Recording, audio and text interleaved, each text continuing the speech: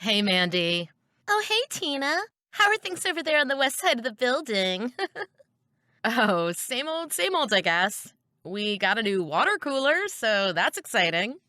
Oh, yes, the height of excitement. So weird how we used to see each other all the time, and now it feels like you work at a different company. Yeah, my supervisor's office is over on this side now. I'm missing out on my daily power walks over to your side of the building. Your cardio. Yeah, I'm getting out of shape. Anyway, I actually wanted to reach out to you about something specific. Sure, what's up? Well, I was doom scrolling late last night on Facebook while Bart and I were lying in bed, and he was looking over my shoulder. Of course. Pete does the same thing to me. Right? Exactly. So he sees that you shared Pete's post of that guitar he's selling? Oh, yeah, he just brought that home a couple weeks ago. It apparently belonged to his late grandfather. It was with his cousin for the past few years, but he passed away suddenly, and it went to Pete. Ah, so it has sentimental value? But Pete says not really. He's got a lot of things from his grandparents' house already. He has his grandfather's old woodworking tools, some furniture they worked on together when Pete was a kid. Plus, Pete doesn't play guitar. He's not really a very musical guy. The guitar thing was more of a bond the grandfather had with the cousin. I see. So that's why he's willing to part with it? Yes, at our place it would probably just be sitting in a corner somewhere, collecting dust. Pete says his grandfather would have preferred that it was being used by someone. And there isn't anything wrong with it? Not as far as Pete knows. Nothing majorly wrong, anyway. But he just wants to sell it as is. He's not looking to get it repaired if it needs it. So whoever buys it would need to take care of that. Sure, that makes sense. So I'm pretty sure that Bart is interested. Have you had any offers? Nothing solid yet, no. But he did only list it last night, and I haven't spoken to him since this morning. He could really answer a lot more questions about it than I could anyway. Want me to send you his contact and you can forward it to Bart? Yes, great idea. Let them figure it out with each other. Exactly. And you know it's some special brand or something well known, so better to let them discuss it directly. I'll send it to you now. Sounds good. So it seems I'm supposed to pick up the guitar from you today. Yep, I have it with me in my office right now, sitting in its case. I'm really surprised that Bart didn't want to actually see it in person before agreeing to buy it. Well, he's a big guitar nerd. He said he could tell from their FaceTime call that it was what he was looking for. He asked Pete a bunch of questions about how it was built and, I don't know, the way they stamped it or something. It's how he was able to determine the make and model, year it was made, that type of thing. He says it obviously needs a bit of repair, but he still wanted it. Honestly, I can't believe someone would want to pay this much for a guitar that needs repair. I mean, $3,000? Yep, and believe me, he has spent more than that in the past. I've got the cashier's check with me right now, so I'll take a walk over there at lunchtime. Sounds good. Thanks so much. I know that Pete will be happy it's in good hands with someone who will actually appreciate it. And I appreciate that we are putting the money in our vacation fund. Oh, I hear that. Okay, see you in a few. Hey, can we talk? Sure, what's up? It's about the guitar. The guitar? You mean a different one, or the one Pete already sold to Bart? The one Pete sold him already. Come on, Tina. Please don't play around. I think you know what I am saying. I really don't. Did something go on that I don't know about? Is there something Bart needs to know about it? Can't Pete just contact him directly? Did you know that your husband planned on reselling that guitar? On buying it from us just to flip it? We saw the listing last night. Bart is trying to sell it less than a month after buying it. That guitar had a lot of meaning to Pete's family. It was an heirloom. When you were telling me about it, you said it had no sentimental value to Pete. Well, maybe not to feel the obligation to keep it since he can't play guitar himself, but he did think he was selling it to someone who would value it and cherish it, the way his grandfather did. Okay, well, I'm confused. I mean, it's Bart's guitar now. Can't he do what he wants with it? I don't think he made any promises about what he would do with it. They discussed the details, had multiple conversations, settled on a price. Yeah, and that's another thing. Do you remember the price Bart paid Pete for it? Of course I do. $3,000. I was the one who went to the bank for the cashier's check. Exactly. And do you know what he has it listed for now? No, I actually have no idea. 20 grand. Oh, wow. Well, good for him. Good for him? What's that supposed to mean? Bart spent a lot of work on that guitar. He did a ton of research first. Apparently, with these types of guitars, they're called Gibson Les Pauls. The date they were made can make a big difference in the value. Also, things like the finish, the way they've been cared for. It took him a while to even be able to precisely identify the year and model. And once he did that, he took it to a repair shop and spent a big chunk of money getting it restored and authenticated.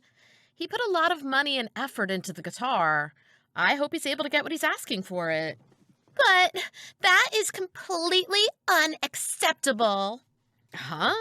Why? He never told Pete that it would be worth that much. Well, listen, if I remember correctly, he asked Pete a ton of questions about the guitar that he wasn't able to answer. He had no paperwork on it, no information about where or how his grandfather got it. Plus, Pete's cousin, the one who owned it recently, he had not taken good care of it at all. That guitar needed a lot of repair and replaced parts to make it look and play the way it does now. Yeah, but if Pete knew that it was even possible to get that much, he could have done that work himself. If Bart had just been a friend and not scammed him the way he did, it could be us selling it for 20 grand now. Scammed him?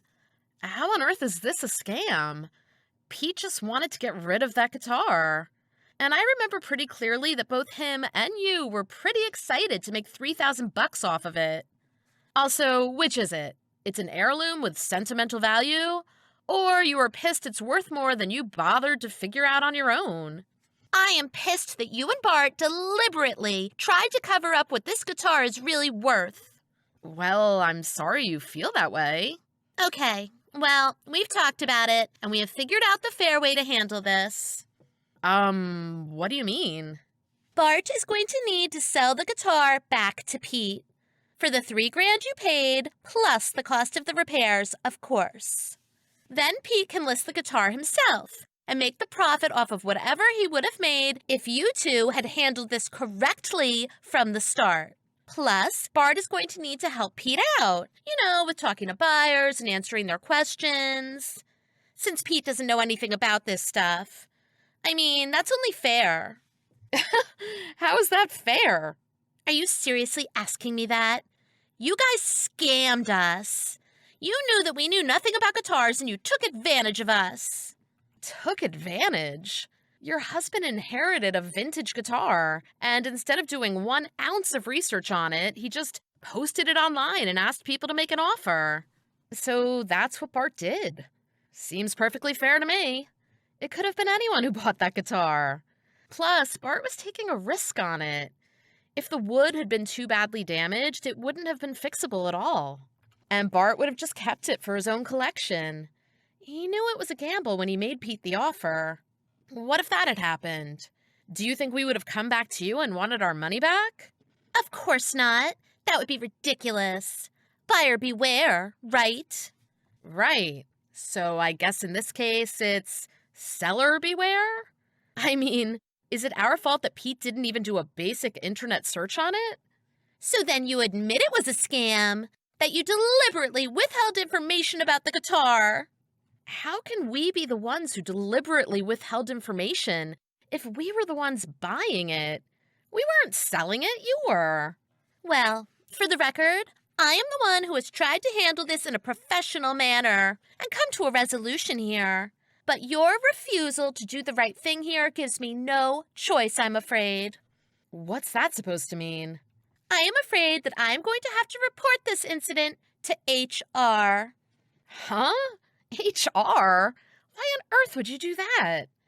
Well, isn't it obvious? You scammed me on company grounds. Nobody scammed anybody, Mandy. Plus, this was between our husbands, not us. Not exactly. The guitar and the money changed hands right in this office. I have proof of you scamming me because of that. How does that prove that I scammed you? Because obviously no intelligent person would sell a $20,000 guitar for $3,000. You two were up to something. I know what it was. You were gaslighting us. I am sure the company won't think too highly of that. Gaslighting? Do you even know what that word means? Oh, don't try to trip me up with semantics. You know who does know what it means? HR. And they will know how to handle this. You know what? Go ahead. Huh? You mean you actually want me to tell HR what you did? You are willing to risk your job. Why not just admit now that what you did was wrong? And we can handle this the way I suggested. You sell the guitar back to us, and Bart can help Pete sell it. Wouldn't that be so much easier for all of us? And we can avoid this whole mess with HR. You mean the mess that you intend to create? On no basis other than your own ignorance and lack of basic due diligence? Go ahead. Call HR. I can't wait to hear what they have to say about this. Ugh, fine. Hope this will all be worth it when you are filing for unemployment. Oh, wait. You probably won't even be able to collect unemployment if you're fired for cause. Well, at least I will have all that money I make off the guitar to get me by. Oh my God, see? You're admitting it again. Whatever, Mandy. File your report with HR. And consider yourself blocked. Well, she actually did it. Mandy filed a grievance against me with the HR department, which of course meant that they had to go through all of the proper corporate procedures, like pulling us away from our work and into meetings to discuss the situation endlessly. And even though it was a complete pain and took up a huge amount of time when I could have been focusing on more important things, at the end of the day, HR determined that I had done nothing wrong, which I knew all along. They did, however, draft a few new company rules because of this whole thing, like no exchanging goods or money on company property in excess of $25. It makes things a little annoying when we're all chipping in for gifts or happy hour, but we all pretty much use Venmo anyway. As for Mandy, I barely ever see her. She got transferred to a department on a completely different floor. Our paths never really cross, which is just fine with me. Have a workplace drama of your own? Share it with our team. And don't forget to subscribe for more True Text Stories!